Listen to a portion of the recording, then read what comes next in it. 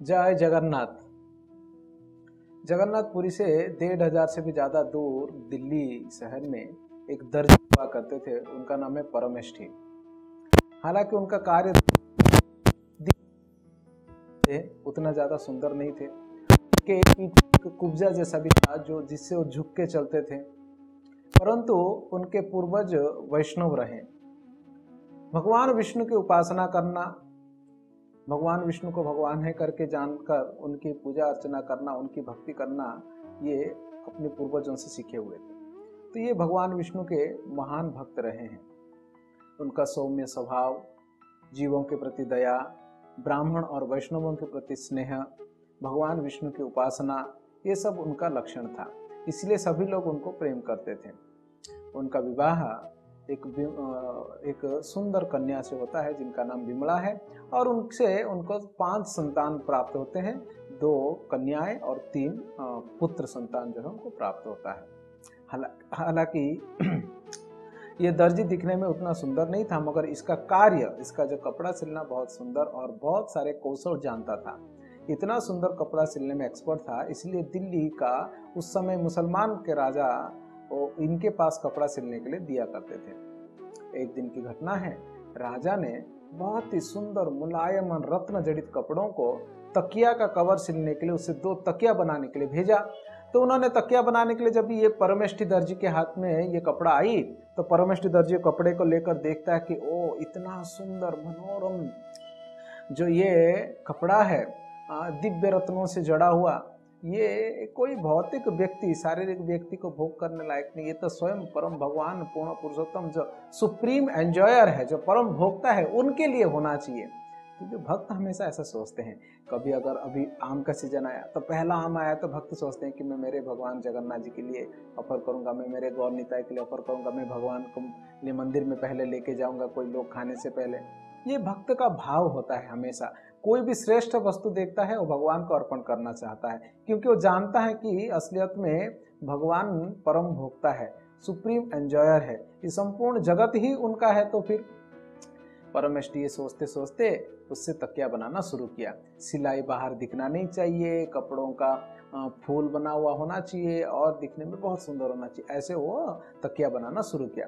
उन दिनों में रथ यात्रा का समय चल रहा था।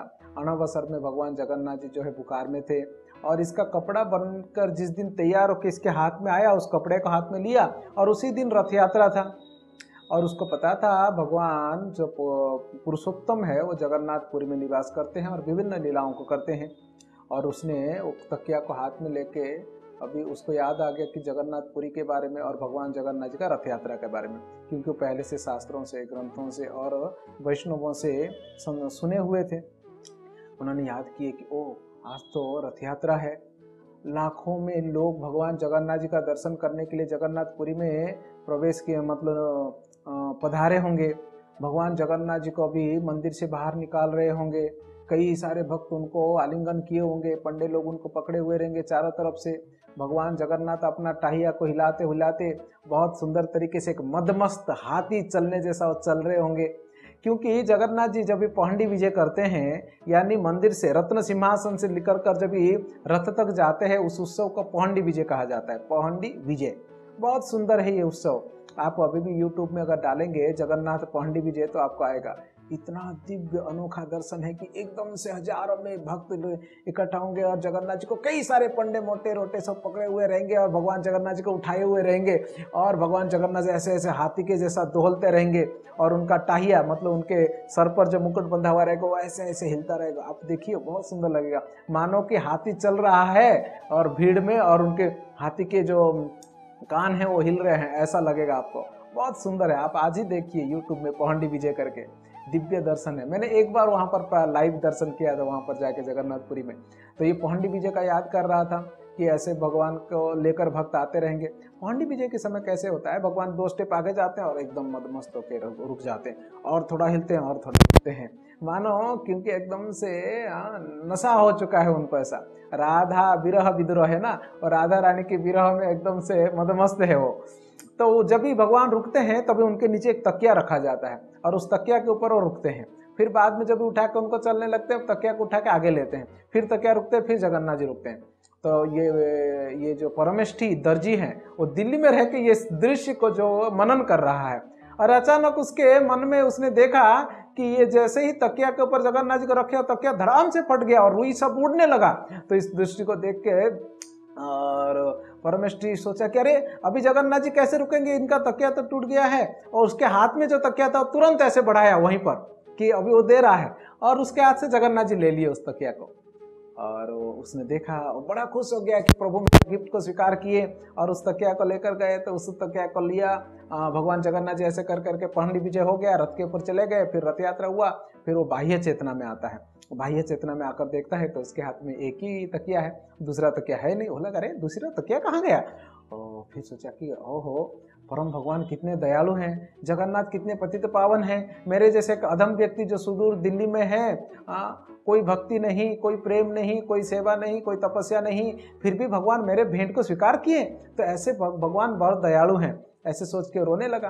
तब तक राजा से ऑर्डर आया तकिया लेकर आने के लिए, और ये एक ही तकिया लेकर जाता है। तो एक तकिया लेकर जाता है। राजा पूछते हैं कि 2 तकिया का ऑर्डर दिया था, एक तकिया कहाँ गया ना। उसने बोलता है कि प्रभु असलियत में भगवान जगन्नाथ जो राजाधिराज हैं, जो परम भगवान हैं, जो सुप्रीम एंजॉयर है, परम भोक्ता है, वो तकिया को ले लिए, मैं उनको दे दिया।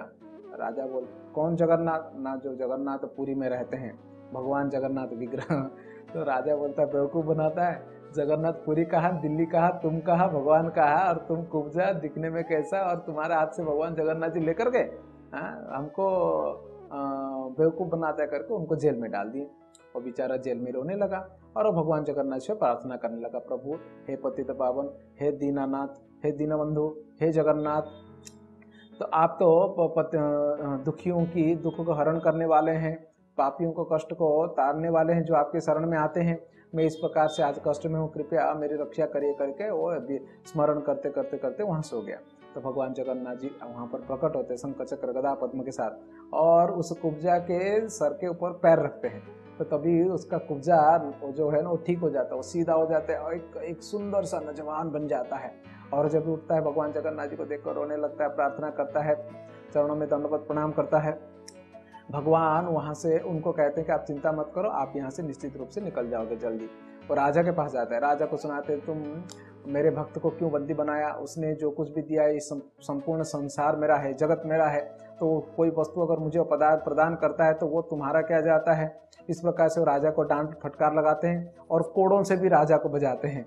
राजा को 2 कोड़े पड़ते हैं, तो राजा उठता है, बोलता है कि ओ कोड़े से कौन मारा मुझे, और कहराता है, चिल्लाता है, और देखता है कमरे में कोई नहीं है, और आधी रात है, और आधी रात को राजा के महल के अंदर घुसकर राजा के शयन कक्ष में आके राजा को मारने जैसा हिम्मत तो कोई नहीं कर सकता है।